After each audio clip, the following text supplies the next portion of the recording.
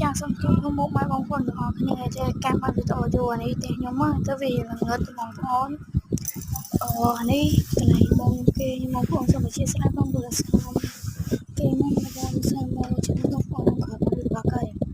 ខ្ញុំថតពីកិច្ចកម្មភាពនៃបន្ទប់ខ្ញុំមកបងប្អូនលេខកែហើយគឺថតអាសាទេចា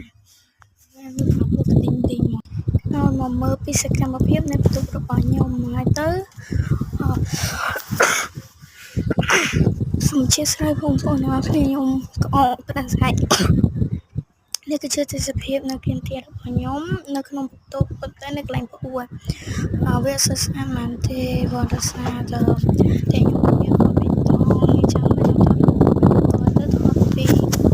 ន្លែងណាដែរនេះគឺទូរបស់ខ្ញុំចា៎ខ្ញុំនឹងបើកនេះបងប្អូនមើលបើកទូរបស់ខ្ញុំនៅខ្ញុំចាប់ដើមបើកទូរបស់ខ្ញុំឲ្យបងប្អូនទាំងអស់គ្នាមើលហើយក្នុងនេះអីបងប្អូនទាំងអស់គ្នាសូមអធិស្ឋានបងប្អូនសាអានេះអបផ្សាយមួយវីដេអូនៅខាងក្រៅខ្ញុំដាក់តាគៀបចឹងទៅដល់ពេលនៅខាងក្នុងមានគេឲ្យក្មួយខ្ញុំនៅអបដោរបស់ខ្ញុំទូចហ្នឹងដែលគេឲ្យខ្ញុំអញ្ចឹងណា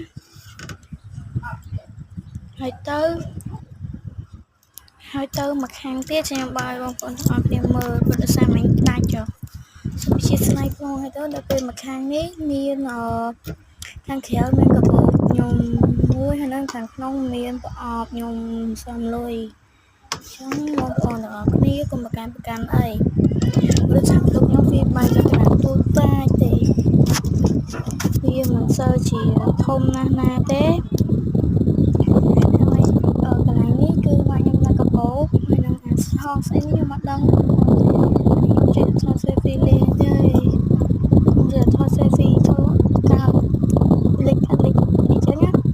ព្រោះសារតអាកន្លែងហ្នឹងខ្ញុំថាខ្ញុំថតកបោឲ្យមើលទៅពេលឃើញសម្រាប់ខ្ញុំទៅកញ្ចក់ហ្នឹងក៏នេះទៅនេះសកម្មនេះជាលក្ខណៈភាពអានេះគឺជានេះផ្ទះ